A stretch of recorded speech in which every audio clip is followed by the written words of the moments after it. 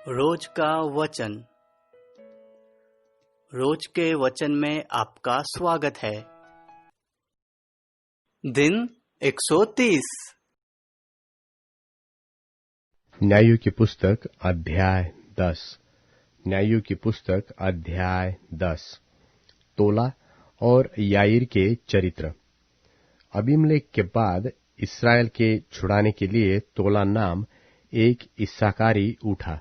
वह दोदो का पोता और पुआ का पुत्र था और एप्रेम के पहाड़ी देश के शामीर नगर में रहता था। वह 23 वर्ष तक इस्राएल का न्याय करता रहा, तब मर गया और उसको शामीर में मिट्टी दी गई। उसके बाद गिलादी याईर उठा। वह 22 वर्ष तक इस्राएल का न्याय करता रहा और उसके 30 पुत्र थे, जो गधियों के 30 बच्चों पर सवार हुआ करते थे, और उनके 30 नगर भी थे, जो गिलाद देश में है और आज तक हब्योत्याईर कहलाते हैं।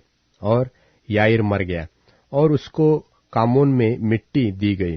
तब इस्राएलियों ने फिर यहोवा की दृष्टि में बुरा किया, अर्थात बाल देवताओं और अश्तोरेत देवियों और आराम, सिदोन, मोआब, अम्मोनियों और पलिश्तियों के देवताओं की उपासना वे करने लगे और यहोवा को त्याग दिया और उसकी उपासना न की।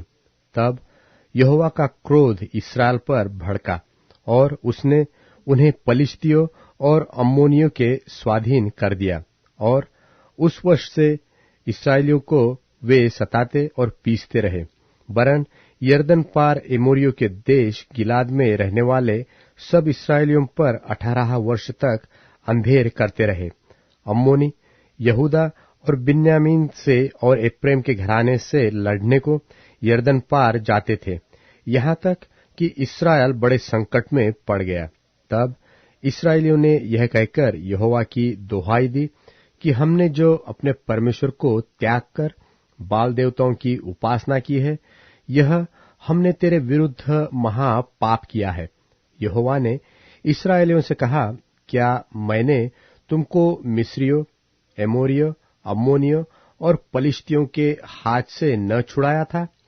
फिर जब सिदोनी और अमालेकी लोग और अम्मोनी लोगों ने तुम पर अंधेर किया और तुमने मेरी दोहाई दी, तब मैंने तुमको उनके हाथ से भी न छुड़ाया? तब भी तुमने मुझे त्याग कर पराये देवताओं की उपासना की है, इसलिए मैं फिर तुमको न छुड़ाऊंगा। जाओ, अपने माने हुए देवताओं की दोहाई दो, तुम्हारे संकट के समय वे ही तुम्हें छुड़ाए। इस्राएलियों ने यहोवा से कहा, हमने पाप किया है, इसलिए जो कुछ तेरी दृष्टि में भला हो वही हमसे कर, परंतु अभी हमें छुड़ा। तब वे पराये देवताओं को अपने मध्य में से दूर करके यहोवा की उपासना करने लगे, और वह इस्राएलियों के कष्ट के कारण खेदित हुआ। तब अम्मोनियों ने इकट्ठे होकर गिलाद में अपने डेरे डाले, और इस्राएलियों ने भी इकट्ठे होकर मिस्पा में अपने डेरे डाले।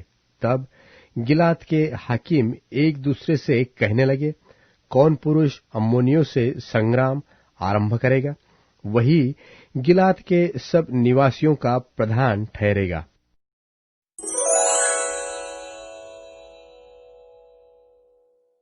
न्यायों की पुस्तक अध्याय 11। न्यायों की पुस्तक अध्याय 11। इप्तह नाम गिलादी बड़ा शूरवीर था, और वह वेशा का बेटा था, और गिलाद से इप्तह उत्पन्न हुआ था। गिलाद की स्त्री के भी बेटे उत्पन्न हुए, और जब वे बड़े हो गए, तब इप्तह को यह कहकर निकाल दिया कि तू तो पराई स्त्री का बेटा है, इस कारण हमारे पिता के घराने में कोई भाग न पाएगा। तब इप्तह अपने भाइयों के पास से भागकर तोब देश में रहने लगा, और इप्तह के पास लुच्चे मनुष्य इकट्ठे हो गए और उसके संग फिरने लगे। और कुछ दिनों के बाद अम्मोनी इस्राएलियों से लड़ने लगे। जब अम्मोनी इस्राएल से लड़ते थे, तब गिलाद के वृद्ध लोग इप्तह को तोब देश से ले आने को गए और इप्तह से कहा, चलकर हमारा प्रधान हो जा कि हम अम्मोनियों से लड़ सके। इप्तह ने गिलाद के वृद्ध लोगों से कहा, क्या तुमने मुझसे बैर करके मुझे मेरे पिता के घर से निकाल न दिया था? फिर अब संकट में पड़कर मेरे पास क्यों आए हो? गिलाद के वृद्ध लोगों ने इप्तह से कहा, इस कारण हम अब तेरी ओर फिरे हैं कि तू हमारे संग चलकर अम्मोनियों से लड़े। तब तू हमारी ओर से गिलाद के सब निवासियों का प्रधान ठहरेगा। इप्तह ने गिलाद के वृद्ध लोगों से पूछा, यदि तुम मुझे अम्मोनियों से लड़ने को फिर मेरे घर ले चलो और यहोवा उन्हें मेरे हाथ कर दे, तो क्या मैं तुम्हारा प्रधान ठहरूंगा? गिलाद के वृद्ध लोगों ने इप्तह से कहा, निश्चय हम तेरी इस बात के अनुसार करेंगे। यहोवा हमारे और तेरे बीच में इन वचनों का सुनने वाला है। तब इप्तह गिलाद के वृद्ध लोगों के संग चला और लोगों ने उसको अपने ऊपर मुखिया और प्रधान ठहराया और इप्तह ने अपनी सब बातें मिस्पा में यहोवा के सन्मुख कह सुनाई। तब इप्तह ने अम्मोनियों के राजा के पास दूतों से यह कहलवा भेजा कि मुझे तुझसे क्या काम है कि तू मेरे देश में लड़ने को आया है? अम्मोनियों के राजा ने इप्तह के दूतों से कहा, कारण यह है कि जब इस्राएली मिस्र से आए तब अर्नोन से यब्बोक और यरदन तक जो मेरा देश था उसको उन्होंने छीन लिया। इसलिए अब उसको बिना झगड़ा किए फेर दे। तब इप्तह ने फिर अम्मोनियों के राजा के पास यह कह के दूत भेजे कि इप्तह तुझसे यो कहता है कि इस्राएल ने न तो मोवाब का देश ले लिया और न अम्मोनिये का, वरन जब वे मिस्र से निकले और इस्राएली जंगल में होते हुए लाल समुद्र तक चले और कादेश को आए, तब इस्राएल ने एदोम के राजा के पास दूतों से यह कहला भेजा कि मुझे अपने देश में होकर जाने दे, और एदोम के राजा ने उसकी न मानी। इसी रीति उसने मोवाब के राजा से भी कहला भेजा और उसने भी न माना। इसलिए इस्राएल कादेश में रह गया। तब उसने जंगल में चलते चलते एदोम और मोवाब दोनों देशों के बाहर बाहर घूमकर मोवाब देश की पूर्व ओर से आकर अर्नोन के इसी पार अपने डेरे डाले और मोवाब के सिवाने के भीतर न गया, क्योंकि मोवाब का सिवाना अर्नोन था। फिर इस्राएल ने एमोरियों के राजा सिहोन के पास, जो हेशबोन का राजा था, दूतों से यह कहला भेजा कि हमें अपने देश में से होकर हमारे स्थान को जाने दे। परंतु सिहोन ने इस्राएल का इतना विश्वास न किया कि उसे अपने देश में से होकर जाने देता, वरन अपनी सारी प्रजा को इकट्ठी कर अपने डेरे सहित यहस में खड़े करके इस्राएल से लड़ा। और इस्राएल के परमेश्वर यहोवा ने सिहोन को सारी प्रजा समेत इस्राएल के हाथ में कर दिया और उन्होंने उनको मार दिया। इसलिए इस्राएल उस देश के निवासी एमोरियों के सारे देश का अधिकारी हो गया, अर्थात वह अर्नोन से यब्बोक तक और जंगल से ले यरदन तक एमोरियों के सारे देश का अधिकारी हो गया।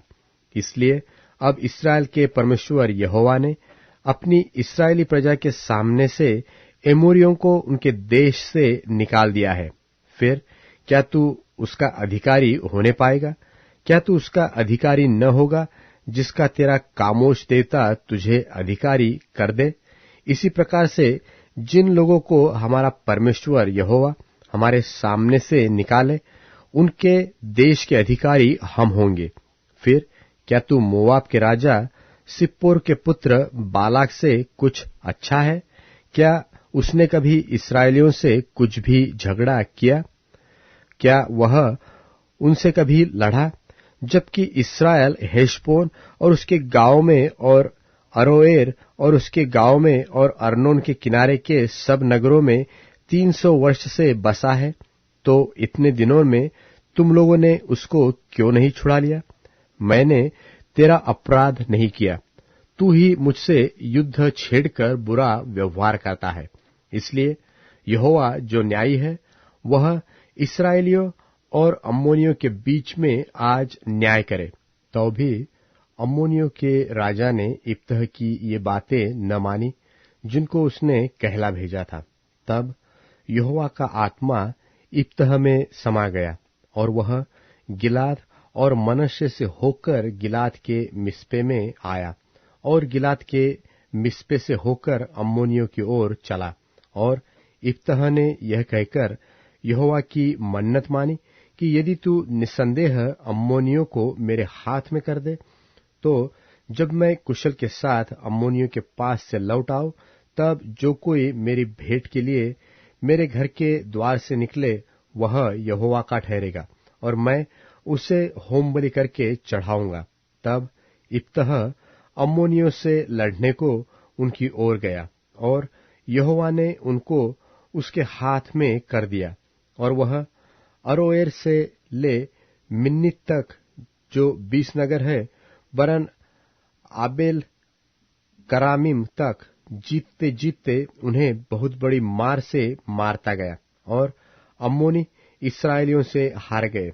जब इप्तह मिस्पा को अपने घर आया, तब उसकी बेटी डफ बजाती और नाचती हुई उसकी भेंट के लिए निकल आई। वह उसकी एकलौती थी। उसको छोड़ उसके न तो कोई बेटा था और न कोई बेटी। उसको देखते ही उसने अपने कपड़े फाड़ कर कहा, हाय मेरी बेटी, तूने कमर तोड़ दी और तू ही मेरे कष्ट देने वाले में हो गई है, क्योंकि मैंने यहोवा को वचन दिया है और उसे टाल नहीं सकता। उसने उससे कहा, हे मेरे पिता, तूने जो यहोवा को वचन दिया है, तो जो बात तेरे मुंह से निकली है उसी के अनुसार मुझसे बर्ताव कर, क्योंकि यहोवा ने तेरे अम्मोनी शत्रुओं से तेरा पलटा लिया है।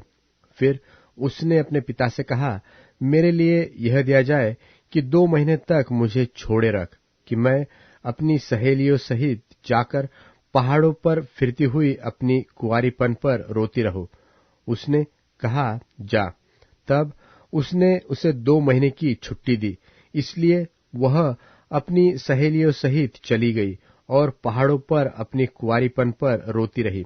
2 महीने के बीतने पर वह अपने पिता के पास लौट आई और उसने उसके विषय में अपनी मानी हुई मन्नत को पूरा किया, और उस कन्या ने पुरुष का मुंह कभी न देखा था। इसलिए इस्राएलियों में यह रीति चली कि इस्राएली स्त्रियां प्रतिवर्ष इप्तह गिलादी की बेटी का यश गाने को वर्ष में 4 दिन तक जाया करती थी।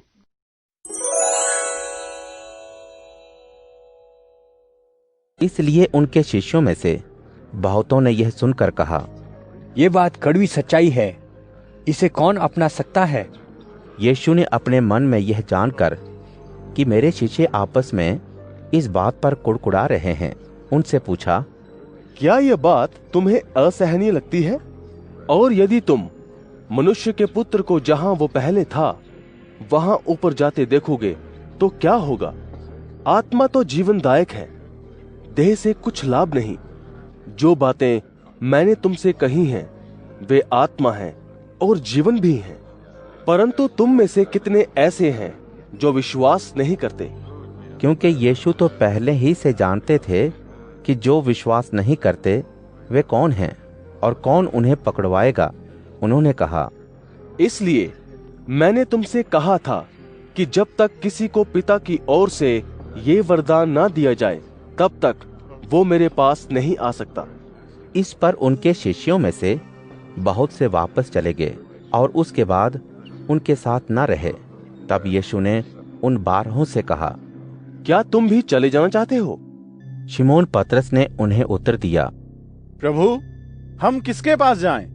अनंत जीवन की बातें तो आपके ही पास है, और हमने विश्वास किया और जान गए हैं कि परमेश्वर के पवित्र जन आप ही हैं।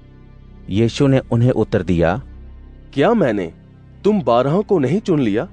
तो भी तुम में से एक व्यक्ति शैतान है। यह उन्होंने शिमोन इस्करियोती के पुत्र यहूदा के विषय में कहा, क्योंकि यही जो उन 12 में से था उन्हें पकड़वाने पर तुला हुआ था।